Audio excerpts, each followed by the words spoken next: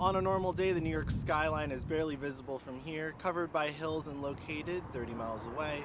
But on September 11th, 2001, as smoke filled the eastern horizon, that 30 miles felt much closer to home. One doesn't normally put much thought into parking lots. They are places that we just accept as being part of the developed landscape throughout northern New Jersey. In the days following September 11th, 2001, one of the most distinct memories was images of the parking lots at various commuter park-and-rides where there were cars parked belonging to people who did not come home that day. Most of the experience and I guess the trauma of the event that I felt, I guess, was probably channeled through my mother, who knew a lot of people because she worked there. So I think what I remember is her calling up all of her friends and asking if they were okay, because you usually assume your friends are okay, but you just don't know. These moonscapes of asphalt also became their own memorials. Flimsy pieces of Scotch tape held up missing person posters to the various light poles well into the holiday season. Anonymous visitors would leave roses either for loved ones that were not able to share one last dinner together or for their fellow American who knew the daily walk to the grocery store would never be the same. I mean, the couple weeks after, I just remember a lot of talk about like what is our country going to do? Where are we going to go now? I remember seeing the president speak on the television and him talking about how we have to fight terrorism and all this kind of stuff. I didn't know what terrorism was. I didn't know a lot of stuff, All I knew was that it was very uncomfortable. 9/11 had a particularly strong effect in the areas that comprise the New York City metropolitan area. Everyone identifies with New York as the city. For many of us, it was the first time something big had happened in our lifetimes. Combining these two variables made the events of that day a much greater part of our life. Meeting up with someone, let's talk about, that was the topic that was the main event, regardless of what you were doing. So it was just that was always what you talked about, and it was sort of just like this, there was like a sense of gloom about it that definitely lingered for a while. The only way that we understood what gruesome events had unfolded only a few hours earlier was not by what our school officials, parents, or even the televisions had told us.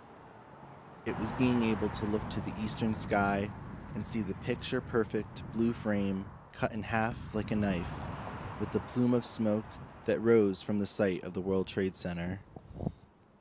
Up the hill on Manger, where it's high enough to see like the smoke, because you can see on a clear day sort of like the horizon and the skyline, and yeah, it was just like smoke. So, and we stood up there for a while, so it was just kind of like, after it happened, like we just didn't like do anything.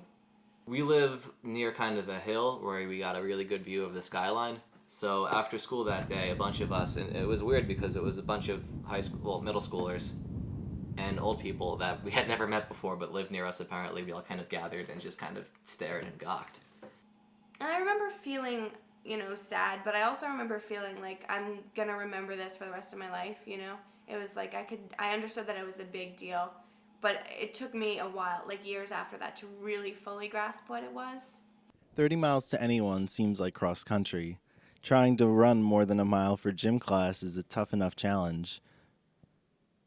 Our lives were basically spent feeling like we lived a world away from the city. We felt safe and secure. It was kind of big for me because my family, I feel like the only one in my family who's not into Wall Street. Everyone in my family does either works at Barclays, at banking. My mom worked at the World Trade Center actually.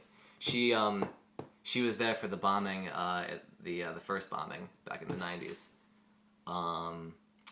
So it kind of, my cousin was in the building actually when it happened, and he ended up wheeling a wheelchair person down the stairs, carrying a handicapped person down the stairs for a while out of the towers. So I kind of hit close to my family, but thankfully everyone was safe. It wasn't until I went to college that I really realized that, because I really took for granted that from being from this area that, you thought everybody had the exact same reaction to it and that it affected them the same way. And I remember when I was in a play my sophomore or freshman year. Our student director was from Queens, so it affected her a lot. So one of the exercises we were doing was she was trying to get everybody to like bring forth emotion by, the one thing she said was, everybody think about where you were on 9/11. And the only people who had a strong reaction were me, 'cause from this area. She did because she's from Queens, and like somebody else who was also from New York, and then there was other people from like California and the Midwest, and they really couldn't connect with it in the same way that we could. Whenever it would come up, I would find that people who weren't from around this area were definitely not as connected to it or as affected by it as I was. Because I know for me, even though I didn't personally lose anyone in my family or my close circle of friends, just being from this area and knowing others who did and knowing how many people around me were affected by it, I connect very closely with it, and visiting the city so many times. But for other people, some of my friends were from New Hampshire, California, Wisconsin, and while they recognized it as a sad and tragic event, they didn't really feel the emotional connection with it like I did, and with, like the other people from this area did.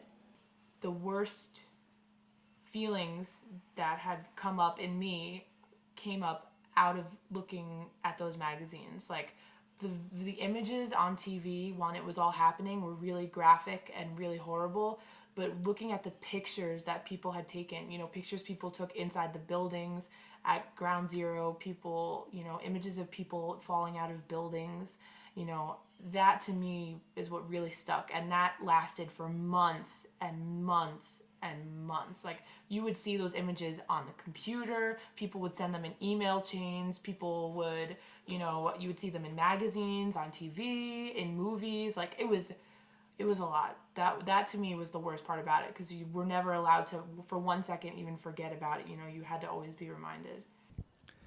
The main parking lot at Morristown's train station doesn't exist anymore. It's now been replaced by condos.